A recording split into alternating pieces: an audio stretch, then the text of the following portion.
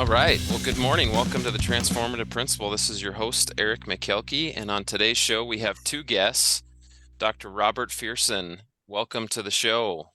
Thank you. Thank you for having me. Yes. And also joining us, Dr. Seth Weitzman. Welcome. Nice to be here from New York. Yes. Yeah.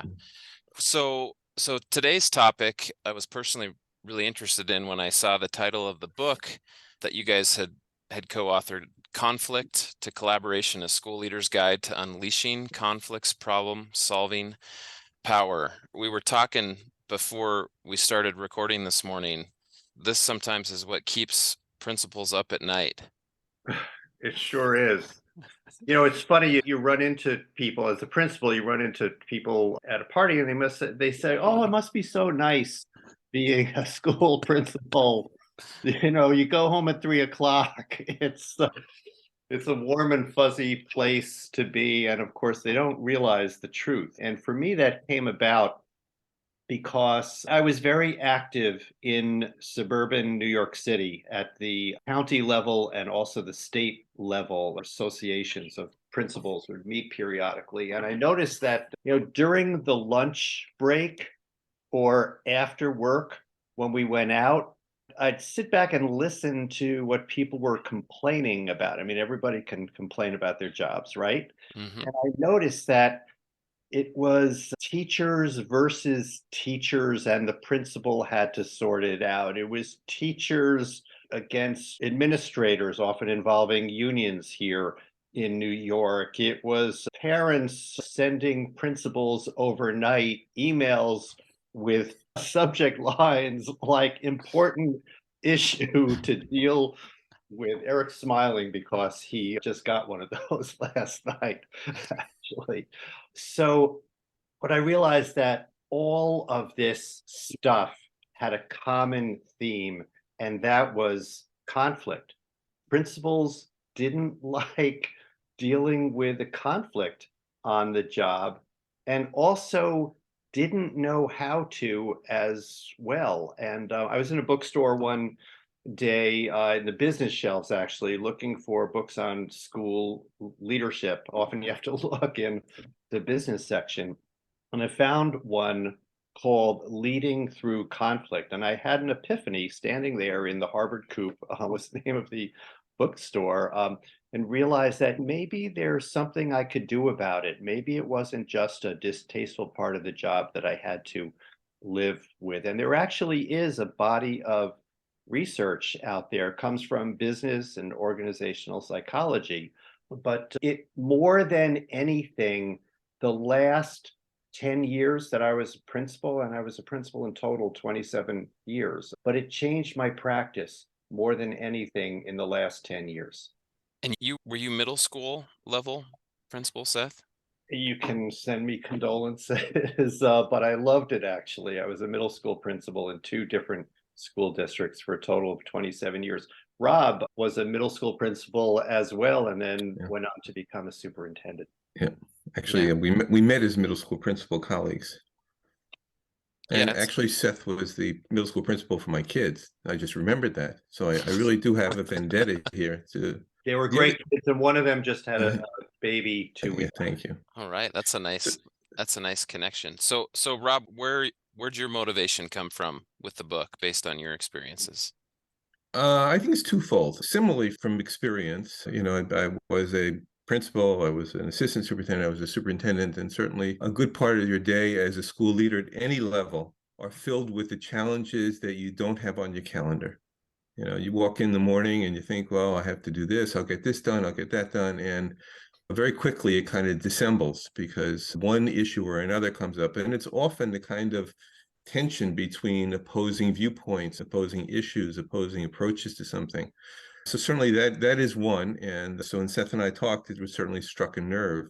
And the second piece is that I've been working in higher ed, either part-time or full-time, for a good number of years, and working particularly in school leadership programs with aspiring school leaders, principals, aspiring directors, chairpeople, superintendents, et cetera.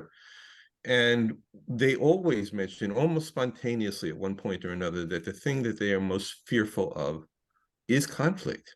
They worry about how to deal with issues that arise between stakeholders in some level. They worry about dissension and how they'll manage that. They worry about controversial issues and how to approach those things. And even in even principal preparation courses, there is no focus on this topic. So we send people out into the field to learn by experience, and that's not a great way to do it, because what happens is they're unprepared to look at this strategically and to be able to harness conflict for ways to improve their schools. How often do you see that with your aspiring principals, that their fear of conflict leads to avoiding conflict?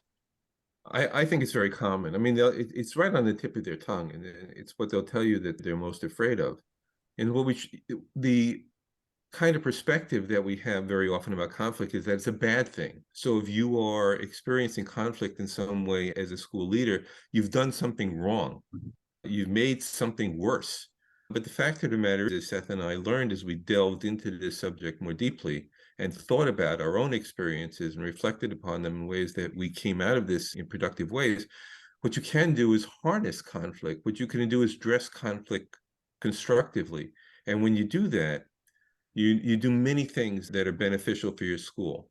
You create better relationships, you foster better communication, you build your school's capacity to solve future problems because you learn how to do these things.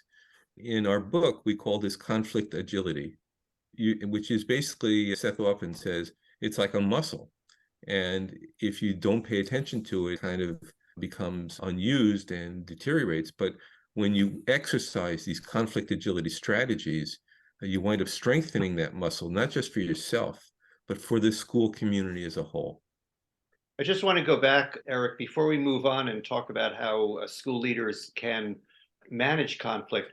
I wanted to go back to the question of the impact of neglecting conflict. And of course, any conflict, whether it's in a marriage, family, with your children, what have you, conflict unaddressed just festers. But I also believe that some of the substantive issues that we face in school, and I know that mentioning it might be controversial in some places, but issues like racism in school, issues like inequity, I think part of the reason why these issues have persisted is because school leaders have overlooked them for fear of the conflict that they will inevitably bring. There's a great book. There's one book that I like to shout out in these presentations called With the Best Intentions, written by two authors named Lewis and Diamond, that describes exactly this in a high school outside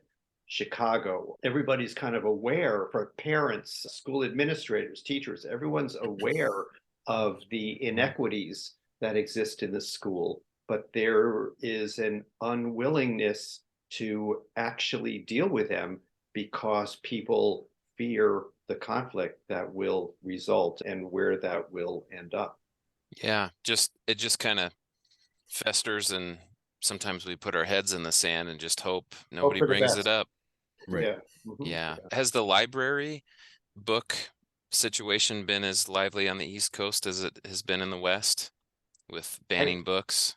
I don't think so. There are, in the county that I live, just north of New York City, Westchester County, there's one school district in particular, but no, opening up a newspaper, the book banning issue, CRT, also has not been the kind of hot button issue that it's been elsewhere in the country.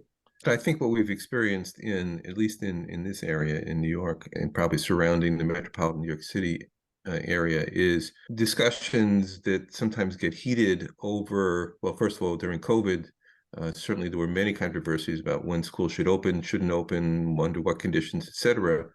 But what's come out of that too is controversy about social emotional learning, its place in the curriculum, what it means, how it should get done.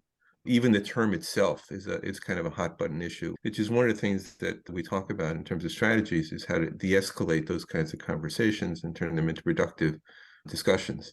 Yeah. It's interesting to us that we wrote the book 2 years ago. I think we pressed submit and sent the manuscript on to the editor, and the manuscript was about kind of the run-of-the-mill school conflict that we've been describing among stakeholders in the school. But within 6 months after we submitted the manuscript, the kinds of political strife, CRT, book banning, etc., had reached national headlines. It's interesting. Rob and I sometimes play a game about when's the it's not a game. We ask ourselves a question. When is this the worst period of school conflict in the United States in terms of conflict, into the national headlines? And you have to go back quite a few years, we think. I mean, 1954, Brown versus Board of Education and desegregation in the 1970s. I mean, this has been a difficult period to be a school leader. Yeah, definitely things that I don't know that anyone was prepared to have conversations about and think would become such big topics. And really, some of those conflicts go way beyond the in-house conflicts with students and staff and parents, and it's more of community-wide Absolutely. or statewide or national conflicts. So I mentioned a little bit, guys, that sometimes leaders will avoid conflict, but how else do you see principals approaching conflict? What other approaches are there besides just avoid it and hope for the best? Well, we say there are 3 basic approaches. There are the 3 A's, we call them. One is avoidance, and it takes many forms. I mean, we've all probably known school leaders who set up committees, ask you to join, and you go, I don't know if I want to join this, because the committee's not going anywhere. They're going to deliberate the issue, and when it comes to recommendations, at some point it gets buried. That's a form of avoidance, right? So avoidance takes lots of different forms. The second A, we call aggression. I'm surprised, as also teaching in an ed leadership program at Mercy College here in New York, how many of my students, who are all teachers at this point, aspiring school leaders, talk about the aggressive approach to conflict from their principals. And it's everything from, yes, screaming, I can't believe it, as if they think that there's something to be gained, just outright yelling at school staff. But it's beyond that. We also say it's using the incentives and disincentives, institutional incentives and disincentives, in order to coerce an outcome. So, for example, who gets the best parking space assigned, who gets the preferential teaching schedule, what was your end of year rating? I mean, these are the kinds of incentives and disincentives that principals sometimes use in order to coerce an outcome. We say that's a form of aggression as well. And then the third A, as Rob began describing before, is addressing the school conflict. That's being upfront and honest, at the same time respectful of each other. We kind of put the approach into 2 different categories. One are the leadership strategies that can be employed, and we have quite a number of them in our book. And the second is a protocol that we adapted from design thinking, which actually comes from the field of engineering, but can be used in a productive way to take on some of the controversial issues we face. Is it safe to say we should shoot for addressing over avoidance and aggression? Is that always the better choice? Very safe to say. Yeah. I mean, there are times, actually, the serious answer, this is kind of in the weeds, but sometimes it does make sense to avoid. You have the phrase, "That's not the hill I want to die on." You know that phrase? Mm-hmm. Yeah. I mean, sometimes it does make sense. You can't take on every issue. And we also say in our book that it also is sensible at times to pick the low-hanging fruit, to use another metaphor. We say kind of start by taking on the less consequential conflicts in a school until the faculty gets more accustomed to that and confident in their ability to listen to each other and to reach a resolution. I did that as a school principal, actually. It's kind of where I started. I began faculty meetings with, I called it for the good of the order. They kind of mocked that for some reason. I changed it to for the school, for the good of the school. And I invited teachers to bring up issues as long as they were school-wide issues, not my own particular problem or my classroom or department, what have you. And as long as they were going to make themselves part of the solution, you couldn't just point fingers or offload the problem onto the school administrators. So I would actually solicit issues, and we'd spend the first 10 minutes of a faculty meeting, in a community problem solving exercise. So a teacher might stand up, this is middle school, right? You know what they look like in the spring? So a teacher might say, behavior in the hallways, this is what's going on. We had the phrase, spring has sprung, right? I'm sure it's everywhere in the world among, I love them, 11, 12, 13, 14-year-olds. And together, we would brainstorm solutions to it. I'm the principal, I better get out there in the hall. We all should get out there during the change of classes. Whatever solutions came up, but we practiced group problem solving. And it's an example. So what Seth illustrates in that discussion is one of our key principles, which is principle PLE, which is, taking a kind of step back and being able to put a structure around these issues, these conflicts, the dissension that you experience, rather than kind of deal with it, fighting it off as it comes to you. What people do with principals is they walk into the office and they dump their problem on you and they walk out. And that's certainly not a way to address something constructively. So everything that we talk about in the book really addresses how to bring people together, how to foster communication, how to encourage dialogue in a productive way so that you engage people in addressing conflict rather than try to battle it single-handedly and fight it off.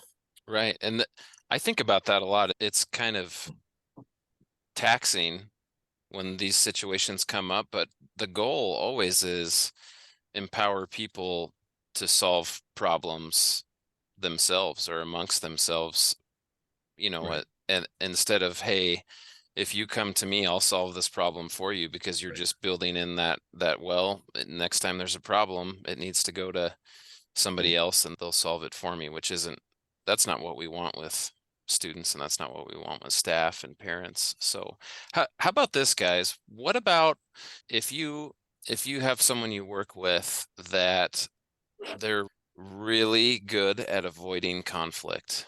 I mean, when there is any possibility of any conflict, 100% avoidance, how would you help them start leaning into and maybe trying to flex those conflict muscles a little bit and get out of their conflict cave? I like that phrase. So the first step, and then I'll turn it over to Rob. I'm stealing this from Rob because this is what he usually begins with. So conflict feels bad. I mean, when you're faced with a conflict situation, you start sweating, blotches on your skin, anxiety level rises. So this is pop psychology maybe, but the first thing to do is to take a breath, right? I mean, try to relax, calm yourself, realize that maybe this isn't directed at you. Don't personalize the conflict. And so that's a good, we also have a phrase. I learned it from maybe the school administrator I worked with, who I admired most over the years. He had a phrase, the issue isn't the issue, meaning the issue that's presented to you isn't necessarily the real issue that the person has. So the first step, I suppose, is to calm down and to try to get some perspective. And then I'll turn this to Rob. To follow up with what Seth said, certainly the issue is not always the issue, and I think it's part of in bringing people into the discussion is to kind of understand where they're coming from. We spend a lot of time in the book talking about empathy and developing a sense of empathy, which again something that we often think about, but we don't necessarily know how to develop, to try to find out what people are thinking, feeling, saying, and doing. So when you have that kind of reluctant partner, it's really important to really take a good look at all the things that he or she presents. Part of it, sometimes one of the things that we can engage people with is a sense of dissonance.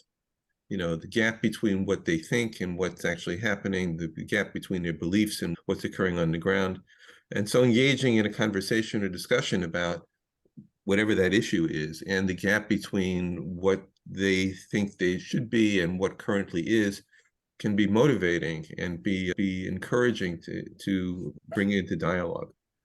There's also a tendency for us to simplify things all the time. We tend to see things in black and white, and we don't see the shades of color in between. And so perhaps sometimes the first step in working with someone who is taking that kind of very position, I'm not involved in this, I don't want to get involved, I'm not interested, is to make things more complex. Actually, to show them that there are many things involved in a particular situation and that their perspective is a valid one. You know, you could say something like, I understand where you're coming from, and it's a valid opinion, although not necessarily one I agree with. Inviting them to engage in deeper discussion. So we make it more complex. We make it a little bit more complicated than just yes or no. And that often sparks a discussion. You know, Go ahead, Seth. Yeah. You know, it's interesting to me that I've been toying with maybe this idea of, let's step back and take a look at how our schools function. And you could try this, Eric, today in your school, and maybe listeners can try it again, because it's fascinating to me. So, and I would do this as well. I'm now retired as a school principal, but so you're sitting in a meeting, somebody brings up a controversial issue. It could be anything. How do we teach reading? Do we need to monitor the bathrooms more frequently? What have you? And they propose a solution. It's interesting. Just step back next time you're at a meeting and you find yourself in this situation and listen to how people respond. Just pretend you're an anthropologist, maybe, looking at a different culture.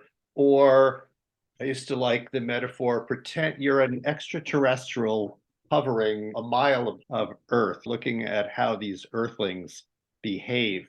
And it's so fascinating to me because I would notice that, so somebody puts out an idea. So ask yourself, how do others respond? Like, do they ask questions? The question mark is a lonely punctuation mark in the English language. People just don't like to use it. So, and in our book, we try to encourage leaders, to get people to respond with genuine, probing questions. I say genuine because, sometimes people start questions with, well, what about this? Well, that's not really a question, that's a judgment disguised as a question. So, or they start pointing fingers as well. The school leader presents the data, the fourth grade math results declined this year. And immediately people point fingers. Well, in third grade, they weren't so great either. Or they find some way to absolve themselves or blame other people. It's just fascinating to watch how groups kind of naturally respond. There are psychological reasons to that. So part of our book is trying to figure out how to break these cycles, interrupt the dynamics. A phrase that we use in our book is conflict without divisiveness, that it seems like the way I put it is, Eric, it's not enough for you and I to disagree.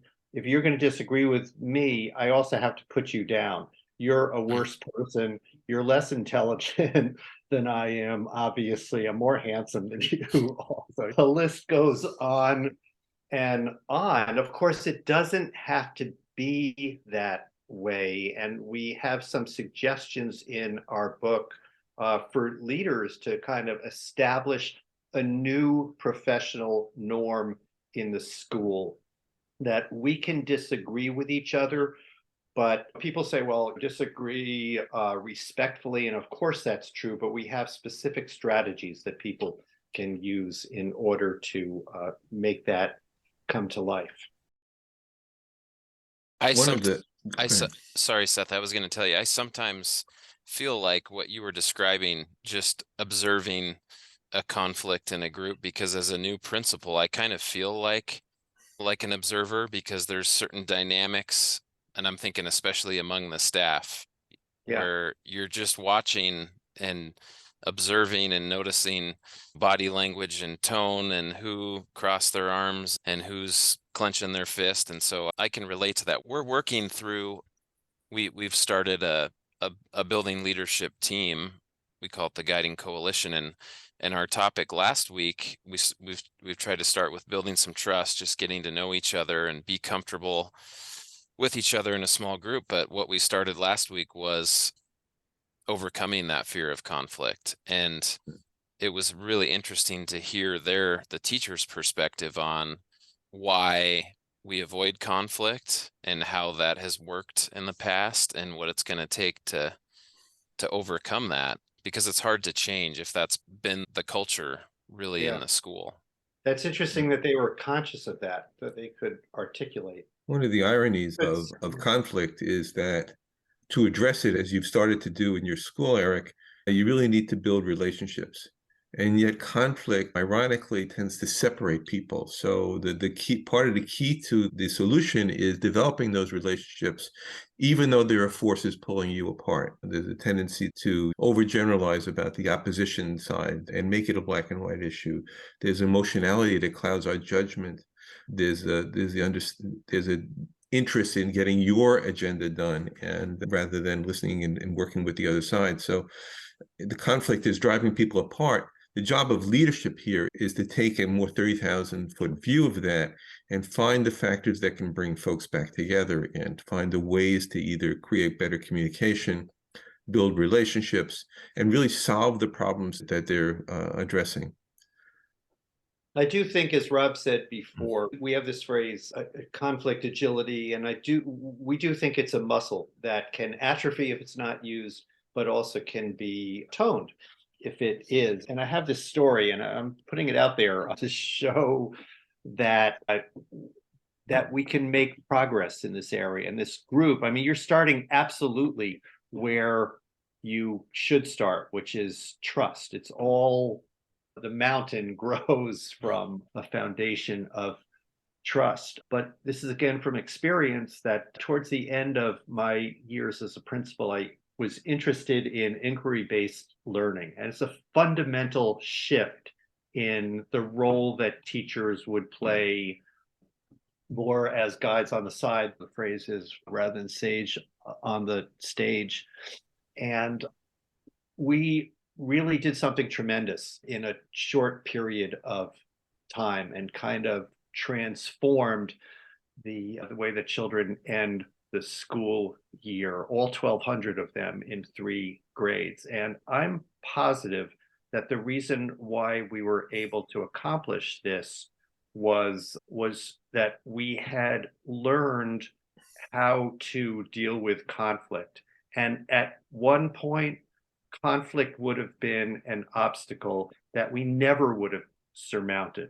But because we had practiced in small parts and kind of built on our conflict agility skills, in the end, we were, we had made great progress in curriculum and instruction, because first we had learned to deal with the inevitable conflict that has to be worked through. Yeah, and if you have that foundation, then you can take on anything. There's always going to be another conflict. Sure, Yeah. absolutely. Can you guys tell me, you mentioned at the start of the conversation about the design thinking that came from the engineering field. Can you just tell me some more specifics about that? I don't know much about design thinking, and I know nothing about engineering. So I'm just curious how that Well, neither connection. did we, so don't feel badly. So design thinking did evolve from engineering, and it really is designed. The purpose of design thinking is to tackle what's called wicked problems. So wicked problems are things that defy traditional ways of solution. They're not the easy things to do. They're not the mechanical things you can adjust. It's not just tinker here and there. It's these big issues that often wind up becoming very conflicted issues in a school. And it's a structured approach to this, which is designed to involve people's best thinking and develop solutions that are meaningful and practical. There are 5 steps involved in it, and I'll just briefly go through them. One is, the first step is empathy, and I talked about that before. The reason empathy is so critical is that empathy really helps you understand the full scope of a problem, because we all have tunnel vision. Everyone sees things from their own perspective. And it's unavoidable. We all carry biases with us, whether it's looking for facts that confirm what we already know, or the tendency to believe people we already have relationships with. We all have that. So the first step is really gathering the sense of what's out there. What are people thinking, feeling, saying, and doing? Once you have that, because as Seth mentioned before, the presenting issue is not always the issue. And often there's an underlying values issue, a perspective issue, a cultural issue, organizational history issue that's motivating it. So once you have that empathy information, you begin to define the problem more clearly. So that's the second step, is define. Once you have the definition, the third step is to what we call ideate. So ideate is a process where we call it thinking, is thinking inside the box. Then people who oppose that say you have to think outside the box. We say ideate is thinking without a box at all. It's pure thought. It's really, what are the possibilities here? With every idea accepted and every idea valued for its own sake before you begin to winnow it down. And that's one of the errors people make in solving these kinds of issues, is that they tend to throw out things before they get a chance to fully consider them. So ideate is step 3. Step 4 in the traditional model is called, the engineering model is called prototype.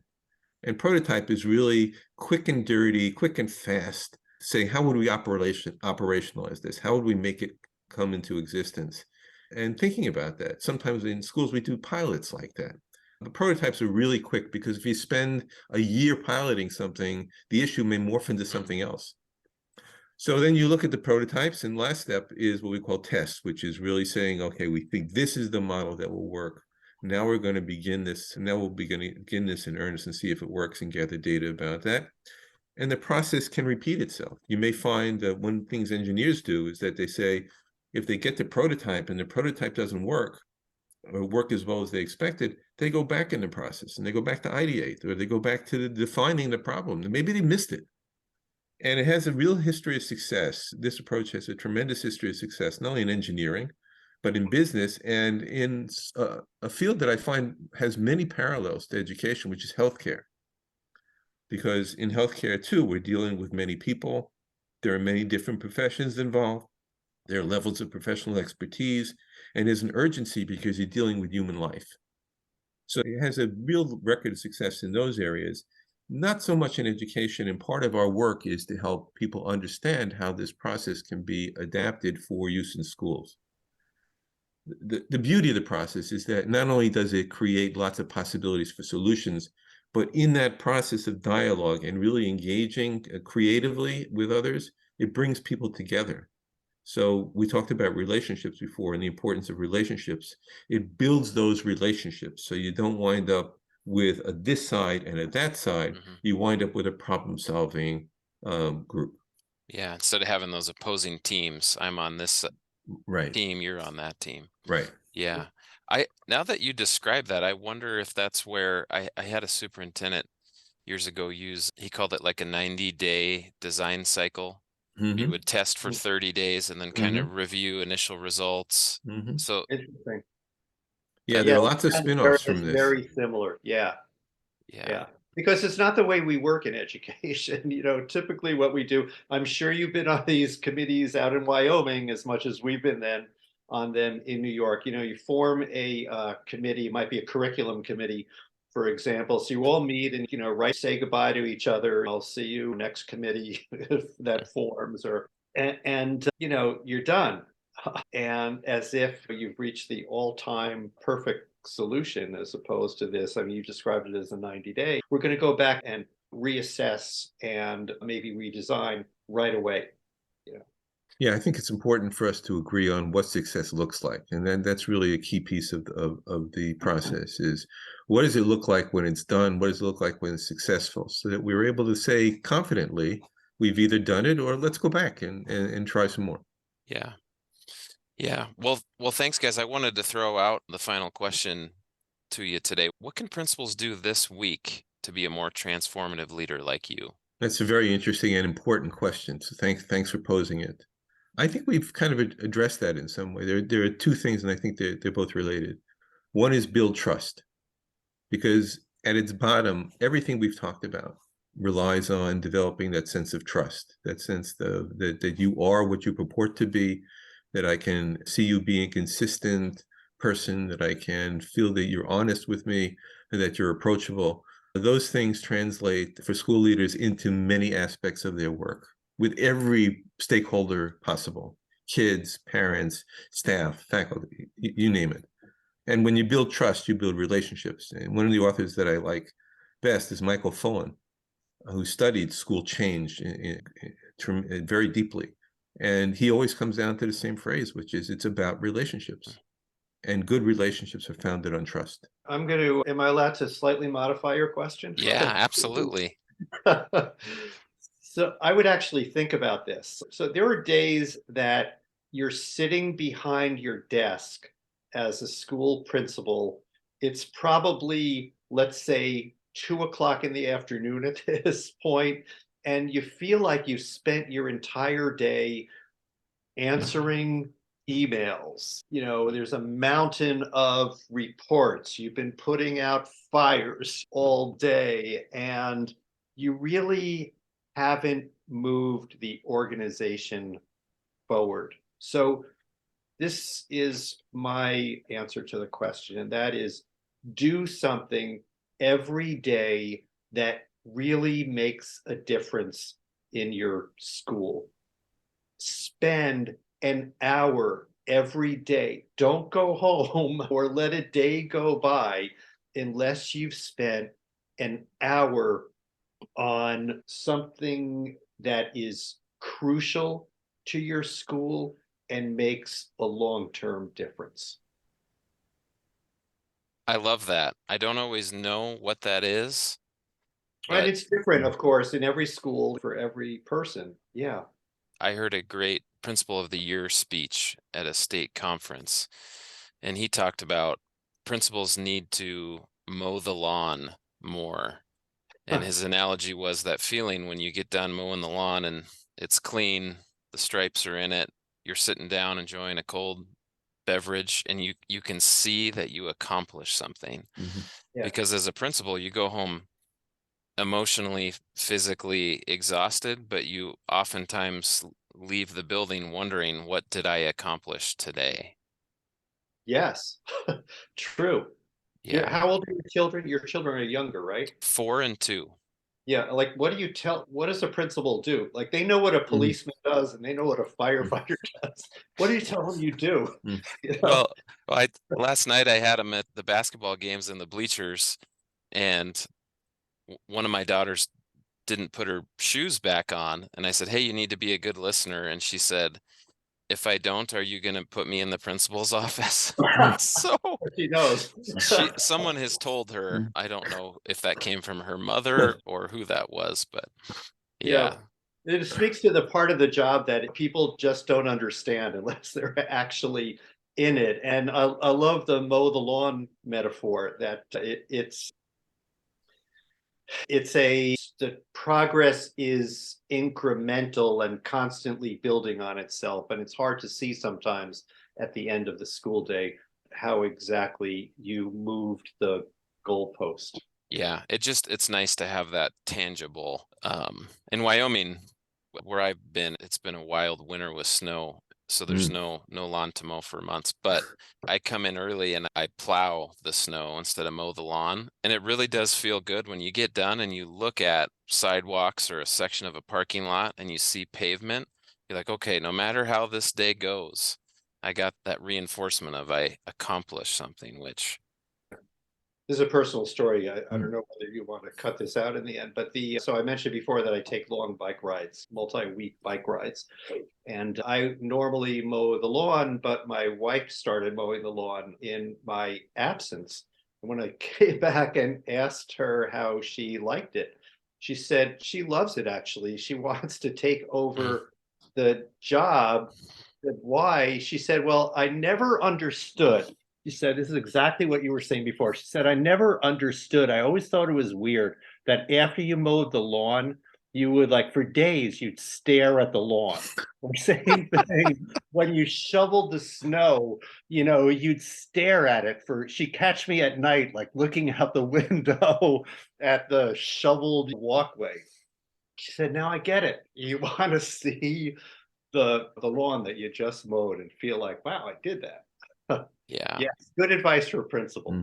Yeah. Well, thank you guys. Really appreciate you coming on the show today and sharing some resources and ideas to deal with conflict, because it's something we know we're going to deal with, and we can always use some of those strategies to really harness the power of the conflict instead of avoiding it or just getting angry about it. So thank you. Well, thank you for having us. And certainly we invite your listeners and those who tune into the podcast to contact us, to reach out to us if they have questions and want to continue the conversation. Yes. And we'll have a link in the show notes, but did you guys want to share the best way to contact you for listeners who have questions? They can email us at info, @teacheredge.net. Teacher Edge, one word. TheRedge, teacheredge.net. Great. And then we'll have a link in the show notes to both of your email addresses as well. Thank you guys. Really appreciate Thank you very much on the show. Thank you. Edited by Gage Sanderson.